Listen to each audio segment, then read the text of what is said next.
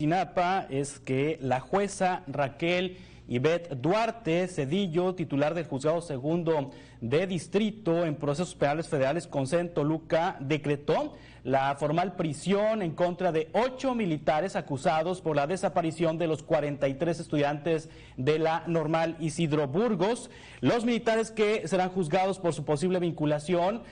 al delito de desaparición forzada son Gustavo Rodríguez de la Cruz, Omar Torres Marquillo, Juan Andrés Flores Lagunes, Ramiro Manzanares Sanabria, Roberto de los Santos Eduviges, Eloy Estrada Díaz, Uri Yachiel Reyes Lazos y Juan Sotelo Díaz. Durante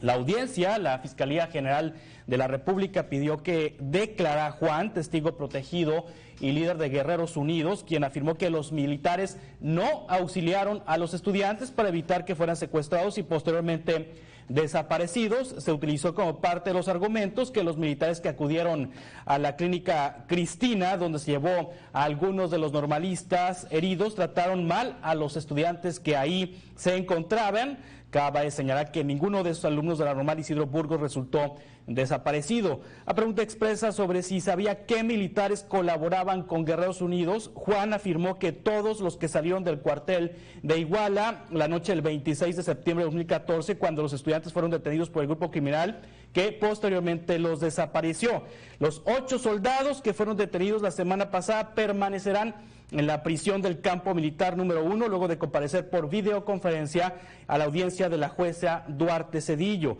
En su cuenta de Twitter, el subsecretario de Derechos Humanos de la CEGOP, Alejandro Encinas, confirmó la noticia previo a la marcha que mes a mes llevan a cabo los familiares de los alumnos desaparecidos del Ángel de la Independencia al hemiciclo a Juárez en la Ciudad de México para exigir justicia y el esclarecimiento de los hechos. Es la última noticia que se tiene en torno a este caso de los desaparecidos. Bueno,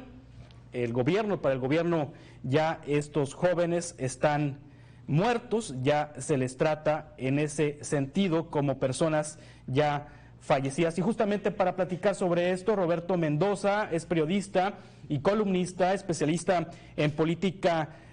nacional, y le agradezco que esté con nosotros esta tarde. Roberto, gracias por aceptar esta conversación. Buenas tardes. A orden, Juan Carlos. ¿En qué punto se encuentra el caso Ayotzinapa en este momento, Roberto? Pues mira, yo creo que se encuentra en un impasse, en una torre, en donde no está pasando exactamente nada. Yo creo que hay que pues aclarar algo que se ha ido pervirtiendo y que ha evitado que se pueda llegar a una solución, digamos, más o menos clara en este caso. Primero, pues se manejó bueno, no desde el principio, pero muy temprano, la idea de que había sido un crimen de Estado. Este asesinato de los 43 estudiantes de la Normal de Ayotzinapa, pues no es efectivamente un crimen de Estado, porque estos muchachos pues no eran enemigos del Estado, es decir, no tenían orden de aprehensión, no se estaban buscando por ninguna autoridad, no estaban, digamos, cometiendo ningún delito, más que, pues, digamos, llevándose los camiones que después pretendían regresar. Y entonces la oposición al gobierno del presidente Enrique Peña Nieto en ese momento pone el asunto como un crimen de Estado. Este crimen de Estado, más o menos pensando que habían participado tanto policías federales y estatales como miembros del ejército, y por lo tanto, pues, digamos que en esta camisa de fuerza pusieron o empezaron a difundir la idea de que había sido un crimen de Estado. Esto ayudó mucho, por supuesto, de manera política, porque este asesinato ha sido usado y sigue siendo usado de manera política, no para resolver el caso, porque bueno, ya llevamos 5 años prácticamente de este gobierno y no se ha resuelto el caso. Entonces esto pues nos indica que sigue siendo un problema de corte político, y entonces la narrativa que se empezó a generar de que fuera un crimen de Estado funcionó para la oposición en el gobierno anterior, pero en este gobierno, pues sí, como se siguió, digamos, diciendo que ha sido un crimen de Estado, y a pesar de que no tenían más que la presión que ellos mismos habían puesto para resolver el caso, siguen con esta narrativa y entonces van a tener, y ya lo estamos viendo, pues van a tener que meter a la cárcel a estos miembros del ejército para poder justificar que se pueda llamar un crimen de Estado, cuando estas personas del ejército, pues en realidad lo único que estaban haciendo es cuidar a a los, digamos, otros miembros de la normal que habían estado en este hospital y que ni los secuestraron, ni estuvieron ahí para entregarlos al crimen organizado, ni nada, solamente los estaban cuidando. A lo mejor, como dice el testigo, pues los trataron mal. Habría que ver qué significa para este testigo que los hayan tratado mal, pero nunca dice los entregaron ellos a las autoridades, les dispararon, absolutamente nada de eso. Pero como la narrativa no ha cambiado y se quitó esta, entre comillas, verdad histórica, entonces tiene el gobierno que seguir con la narrativa del crimen de Estado y meter a estos 8 miembros del ejército a la cárcel, que pueden convertirse en 16. Se une a esta conversación Víctor Hernández, profesor investigador en Seguridad Nacional de la Facultad de Derecho de la Universidad Panamericana. Víctor Hernández, este año se cumplen 9 años, de la desaparición de los hechos ocurridos entre el 26 y 27 de septiembre de 2014. A casi 9 años de estos hechos, ¿se tiene claridad de lo que pasó?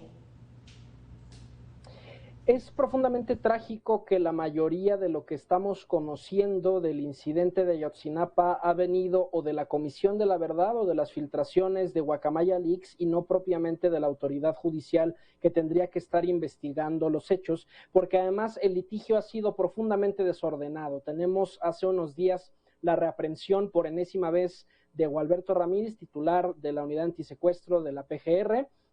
y no queda claridad si ahora sí será el litigio en el cual de forma definitiva va a haber una sentencia o esto solamente va a ser parte de ciclo interminable que este funcionario público ha vivido en los últimos años entrando y saliendo de la prisión. Tenemos a Tomás Cerón viviendo en Israel, que no es casualidad recordar el que manufactura el software Pegasus NSO Group, es una empresa israelí, ¿no? No estaré de más pensar mal y sospechar que a lo mejor hubo algún arreglo en esa licitación para que hubiera impunidad política después de que terminara el sexenio del presidente Enrique Peña Nieto. Y tenemos también la semana pasada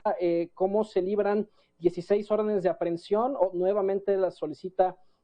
contra los militares que se les involucra presuntamente en el caso Ayotzinapa y que también en todos estos años han entrado y salido sin que haya sentencia, como en muchos otros casos, como el caso de las ejecuciones extrajudiciales de Tlatlaya y Palmarito, que llevan más de una década litigándose y que en realidad a la fecha no hay claridad. Entonces es por un lado una falta a las víctimas, que nos tenemos que enterar de canales completamente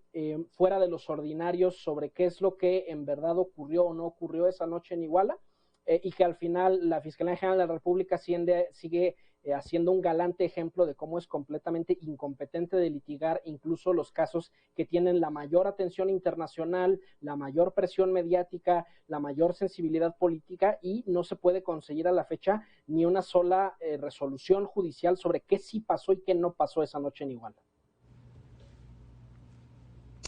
Roberto Mendoza, periodista y columnista especialista en política nacional. Estos militares que han sido aprehendidos y que están bajo proceso, ¿qué es lo que hicieron? Pues es que la verdad es que no hicieron nada, estuvieron ayudando a estos jóvenes cuando llegaron al hospital de ahí de Iguala, para que, pues, digamos, el dueño del hospital llama a los militares porque ve que están llegando muchos jóvenes y hay que atenderlos y no sabe qué hacer, entonces llama, digamos, como para tratar de que le ayudaran con la seguridad. Llegan los militares, hacen un operativo para cuidar o resguardar el hospital, porque saben que hay como un enfrentamiento y que tienen información de que se están enfrentando diversos grupos delincuenciales, y les ayudan a los jóvenes pues a que los pudieran atender. Y ya más que eso, a menos de que me corrija Víctor, pues no se sabe de ninguna manera que estos militares hayan puesto o hayan entregado a estos jóvenes a los sicarios o a los delincuentes, ni tampoco que ellos mismos los hayan llevado a algún otro lado en donde no deberían de llevarlos. Sí, ¿hay algún responsable que pudiera sospecharse como que sí participó en la desaparición y muerte de los 43 normalistas de Ayotzinapa? ¿Hay algún responsable en este momento bajo proceso o ya sentenciado, Roberto? Hasta donde yo sé, no hay o sea, como bien dice Víctor, no, la investigación se pervirtió desde el principio porque había esta necesidad de tener un responsable, y entonces la PGR federal, es decir, la Procuraduría General de la República, pues tuvo que agarrar el caso y, digamos, presionar a la gente que conocía que eran los maleantes ahí en Iguala, torturarlos y demás para que pues dijeran algo y construir esta verdad histórica que fue muy mal manejada en medios de comunicación y demás. Y entonces, pues tener digamos, una solución rápida, pero no sabemos exactamente qué pasó. Los especialistas argentinos tampoco nos dijeron qué es exactamente lo que pasó. A lo mejor algunos los quemaron en el basurero, a lo mejor no, otros fueron desaparecidos de alguna otra forma, no se sabe. Primero se tuvo esta narrativa de que estaban desaparecidos, hoy el gobierno dice que ya están muertos, pues en realidad no sabemos qué es lo que pasó. Sí, en toda esta situación, en toda esta circunstancia, Víctor Hernández, profesor investigador de Seguridad Nacional, ¿qué papel juega Jesús Murillo Caram, que actualmente está preso? Tenemos en este momento dos litigios separados que están ocurriendo con respecto al caso Ayotzinapa. En uno podemos agrupar a Tomás Herón, a Murillo Caram, a Gualberto Ramírez, que es por el mal litigio y mala investigación del caso, que son acusaciones de tortura, de fabricación de culpables. Y después tenemos del otro lado la investigación de materialmente quién cometió el crimen. Y de hecho muchos de esos personajes o están prófugos o han ganado amparos o han acreditado que confesaron bajo presión. Y en ese sentido, pues bueno, habrá que esperar.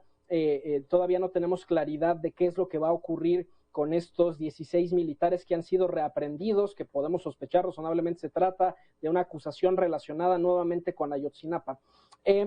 Y entonces lo que tenemos por un lado son dos tragedias. Una es la colusión del Estado mexicano a diferentes niveles y la incapacidad del Estado que lleva al asesinato de los jóvenes, pero también tenemos el mal hábito y la necesidad de querer ofrecer cualquier resultado de buenas a primeras.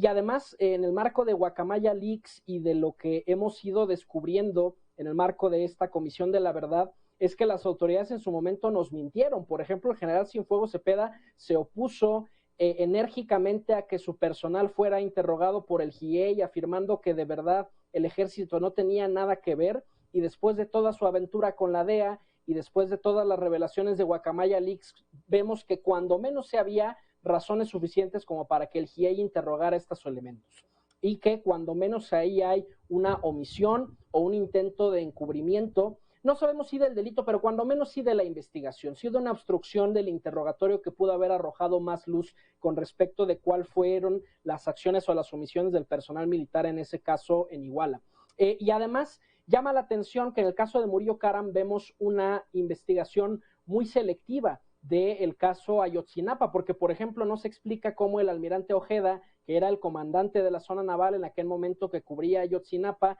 y que envía a un equipo de marinos con drones para investigar el basurero de Cocula antes de que llegaran las autoridades ministeriales, no está también siquiera citado a declarar, por ejemplo. Y claro, podemos entender políticamente por qué, porque el secretario de Marina está nadando de muertito, está permitiendo que sea la Sedena específicamente la que acapara el presupuesto, el protagonismo operativo en detrimento de la independencia operativa de la Armada de México, y estamos viendo que la recompensa es esa. Solo está Murillo Karam, pero no vemos, por ejemplo, ningún citatorio ni que se le toque con el pétalo de una rosa a el secretario de Marina, cuando desde una perspectiva legal, porque esto es antes de la Ley de Seguridad Interior, la Armada de México no tiene ninguna atribución para procesar una escena del crimen. Ellos no son peritos, no son personal forense, no tienen entrenamiento para poder analizar indicios de restos humanos o indicios balísticos, y no se explica por qué ellos son los primeros que están contaminando una escena del crimen, si no es que hasta alterándola, en lugar de que sea personal de peritos de la PGR.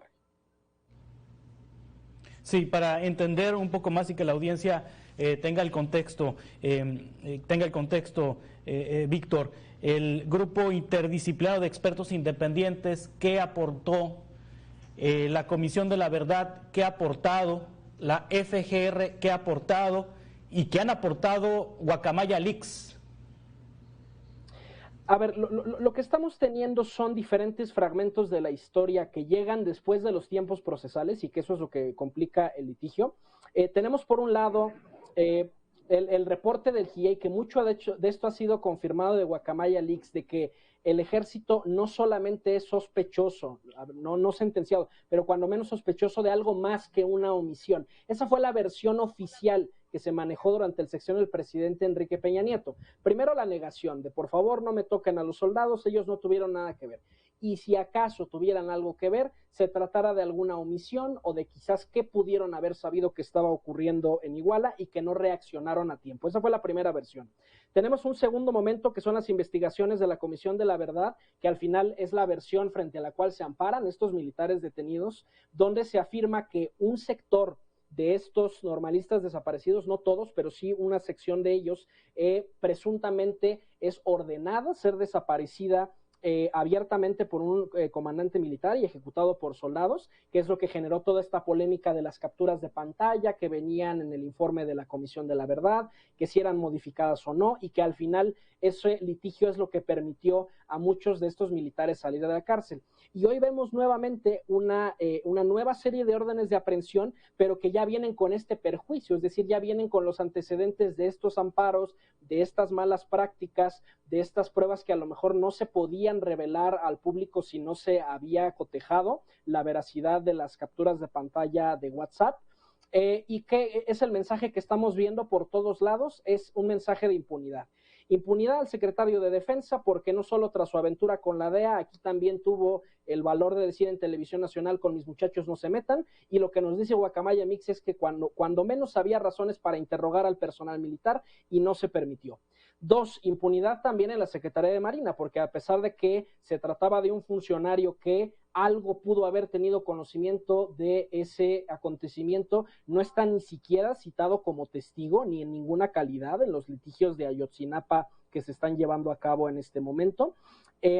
Y al final lo que vemos es eso, otro sexenio en el que Ayotzinapa habrá cambiado la bolita, porque ya no es bandera de la oposición liderada por el presidente López Obrador, sino ahora de la oposición que en este momento llega a la contienda de 2024, y que al final las familias quedan utilizadas como eso, como una ficha política que se puede reciclar, que se le puede cambiar el ángulo, pero eso es lo trágico de nuestro sistema de justicia, que puede venir toda la prensa internacional, los organismos internacionales de derechos humanos, presiones de gobiernos extranjeros, movilizaciones nacionales para que se resuelva un caso, y aún así no vamos a tener ni una sola persona en la cárcel. ¿A quiénes tenemos en la cárcel en este momento? A gente, uno, que todavía no está sentenciada, que apenas está empezando el proceso, y que se les acusa de haber operado con las prisas de entregar un culpable, pero seguimos sin encontrar a las personas que cometieron el hecho. Sí, y Roberto Mendoza, ¿qué es lo que piensan las familias víctimas, los papás, las mamás de los muertos de Ayotzinapa, de los desaparecidos de Ayotzinapa, ante toda esta maraña de cosas en que se ha envuelto este caso? Tengo que decir claramente que no sé qué piensan las familias, porque pues no les he preguntado, pero yo creo que está en el ambiente este asunto de de que desde el primer momento en donde parecía que se podía usar el caso como una bandera política para poder golpear la imagen del presidente Peña Nieto, se usó. Y después empezó a hacer este rompecabezas del que habla Víctor, de que se hace una investigación en una parte, luego en otra, y como yo dije, que se hace a toda prisa, y entonces tenemos una investigación que no llega al fondo y que además propicia que algunos de los personajes que estaban, digamos, involucrados, pues hayan sido asesinados, porque también yo creo que hay que tomar muy en cuenta que muchos de los protagonistas que estuvieron esa noche, pues acabaron muertos y no se va a poder saber ya qué es lo que pasó exactamente, ¿no? Porque pues los estudiantes o están muertos o están desaparecidos, y los que participaron, muchos de los que participaron activamente esa noche, también están muertos o desaparecieron. Entonces, las autoridades tampoco actuaron de manera rápida y expedita. Desde el punto de vista federal, tampoco llegó, pues, de alguna manera una comisión para que se investigara de manera rápida. Pasó muchos días hasta que llegó la fiscalía o la procuraduría a llevar peritos, y entonces hubo una manipulación muy grande de la escena del crimen. No se supo qué es lo que había pasado, los camiones se quemaron, luego no se sabía exactamente cuál camión es al que habían disparado. O sea, hay un gran rompecabezas. Entonces yo creo que la familia al principio se les dio esperanza y se les dijo, oigan, pues los vamos a encontrar, ¿no? Se pasaba lista de los desaparecidos, se decía que los iban a buscar por todos lados en México, que habían estado en los cuarteles, que los habían secuestrado los narcotraficantes, que el gobierno los estaba escondiendo. Y luego pasamos ahora a este gobierno en donde empieza a ser muy despacio la investigación. Digamos,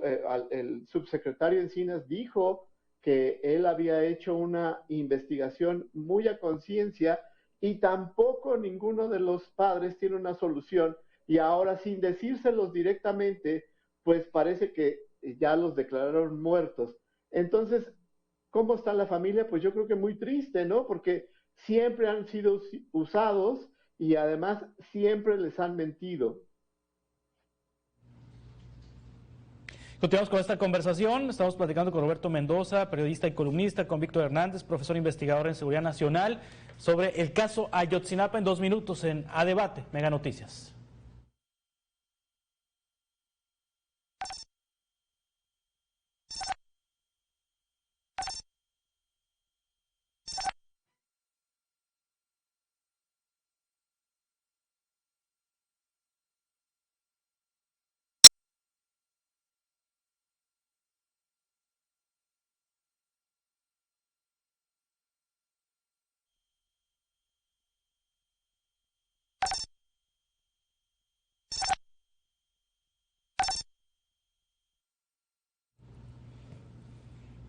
Continuamos en Mega Noticias de Debate. Tomás Cerón de Lucio, ex titular de la Agencia de Investigación Criminal, acusado por el gobierno mexicano de ser uno de los orquestadores de la verdad histórica, reapareció en una entrevista concedida a un medio de Israel. Con una imagen renovada, habló sobre el caso Ayotzinapa, dio detalles de un encuentro que sostuvo con Alejandro Encinas, subsecretario de Derechos Humanos de la Secretaría de Gobernación. Reveló que sin que el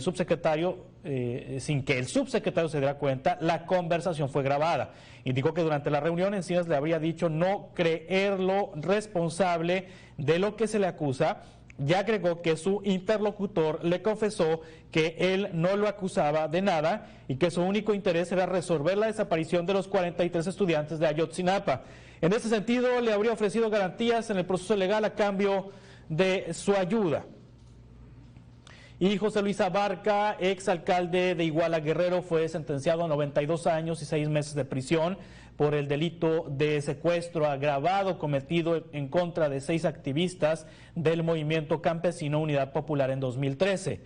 Además, deberá pagar una multa de 920,700 pesos. De acuerdo con las investigaciones, Abarca fue el autor intelectual del secuestro del líder campesino Arturo Hernández Cardona, quien fue localizado muerto y con signos de tortura junto con 2 personas. El exfuncionario además enfrenta un proceso penal por los delitos de delincuencia organizada y operaciones con recursos de procedencia ilícita. Del caso de los 43 desaparecidos de la Normal de Ayotzinapa, fue absuelto en septiembre de 2022. Y el ex procurador general de la República, Jesús Murillo Caram, cuenta con un estado de salud precario. Desde su ingreso al reclusorio ha salido en diversas ocasiones para recibir atención médica. Apenas la semana pasada salió del reclusorio norte. La Secretaría de Seguridad Ciudadana de la Ciudad de México informó que se trató de un traslado programado para dar seguimiento a los diversos problemas de salud que enfrenta el exfuncionario. Murillo Caram fue llevado al Hospital de Especialidades Belisario Domínguez y regresó al día siguiente al penal, donde enfrenta un proceso por el caso de la desaparición de los 43 normalistas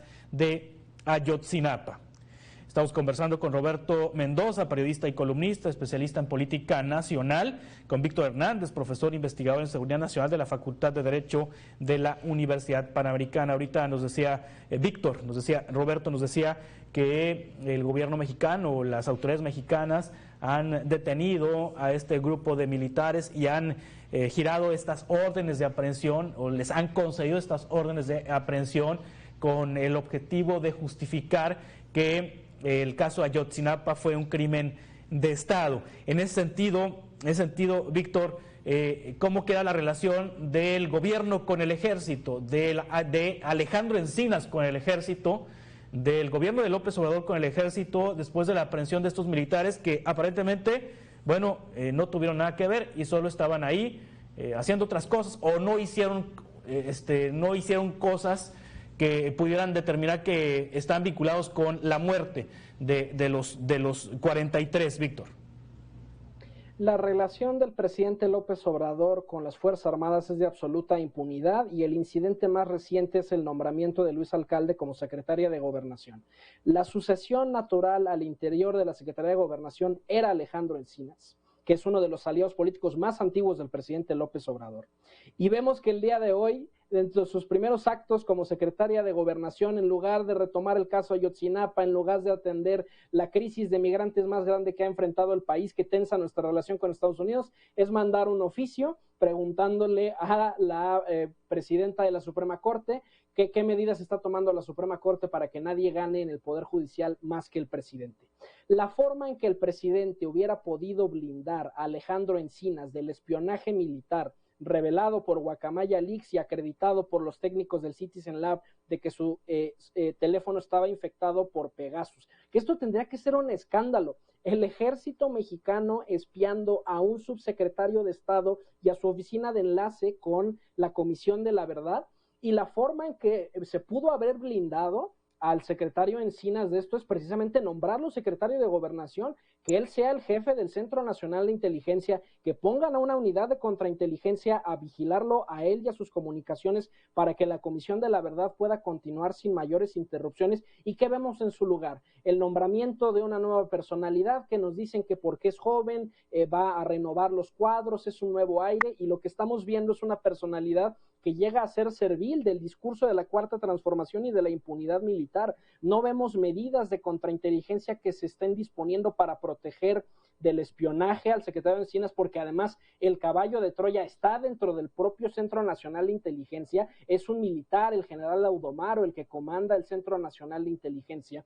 y en ese sentido el presidente López Obrador dejó ir una oportunidad de blindar a uno de sus aliados de décadas del espionaje militar. No hay un solo militar ni siquiera acusado en este momento por el uso de estas capacidades de espionaje en contra de un funcionario de altísimo nivel en el gobierno mexicano. Entonces esa sería mi respuesta, Juan Carlos. La relación sigue siendo de absoluta impunidad y ni siquiera tengo yo realmente claridad de si el presidente López Obrador está a cargo o si él más bien es la marioneta de la Sedena en todos los proyectos económicos que quiere emprender en este sexenio. Sí, Roberto, tendremos que conformarnos ya con el próximo gobierno, es decir, que llegue un próximo presidente, una próxima presidenta para ver si ahora sí se resuelve esto. Yo creo que no hay que conformarse, lo que pasa es que hay que plantarnos en la realidad. Como ya dije, pues no se va a saber exactamente qué fue lo que pasó, porque muchas de estas personas pues están muertas y lo que sí tendremos, digamos, ojalá hubiera una oposición y el próximo candidato del Frente Amplio tomara pues este manjar, digamos, esta gran oportunidad que tiene este frente y su candidato de poder, pues ahora sí, tratar de decir la verdad sobre el caso Ayotzinapa, de la manera en la que el presidente y, digamos, toda esa oposición que tenía a Peña Nieto, pues lograron, digamos, construir una narrativa para, pues, utilizar a las familias y este caso. Y esta vez hay una oportunidad, yo creo, de poder decir, vamos a tratar de decir la verdad, vamos a tratar de ser honestos, no le debemos nada al presidente Andrés Manuel López Obrador y vamos a hacer una verdadera investigación sobre qué es lo que ha pasado. Digo, va a ser muy difícil porque ya llegábamos 9 años de, pues, rompecabezas, contradicciones y malas decisiones en materia judicial, pero yo creo que todavía se puede hacer algo si la honestidad, digamos, le gana a la batalla política, porque si esto otra vez se toma como una bandera política, que yo creo que es lo que va a intentar hacer quien sea la corcholata ganadora, es decir, volver a reciclar este discurso de ahora sí los vamos a encontrar, ahora sí va a haber pues libertad en la investigación y ahora sí vamos a resolver el caso, en un intento de nuevo de utilizar este caso de manera política. Y por el otro lado podría estar el frente diciendo, bueno, vamos a hacer una investigación honesta en donde pues vamos a tratar de desentrañar qué es lo que pasó en la realidad sin deberle nada a nadie, ni proteger al ejército, ni proteger a los narcos, ni tampoco tener como, digamos, única víctima a los jóvenes de Ayotzinapa, sino tratar de encontrar la verdad con la honestidad. Desde mi punto de vista me parece que no podríamos o no deberíamos como pueblo mexicano, digamos, quedarnos con esta duda para siempre y dejárselas a los investigadores que dentro de algunos decenios pues pudieran llegar al fondo de la investigación o cuando menos tener varias visiones. Muy bien, les agradezco mucho Roberto Mendoza, Víctor Hernández, que hayan coincidido con nosotros esta tarde en Mega Noticias para platicar y poner en contexto a la audiencia sobre el caso de Ayotzinapa y actualizar sobre este histórico caso. Estamos en contacto para futuras conversaciones, si les parece, Roberto y Víctor, les agradezco mucho. Que tengan muy buenas tardes. Hasta luego. Orden. Hasta pronto. De esta manera concluimos este espacio de debate de Mega Noticias. Le invito a que se quede esta señal y que mañana volvamos a coincidir aquí a las 5 de la tarde con 15 minutos. Gracias, buenas tardes.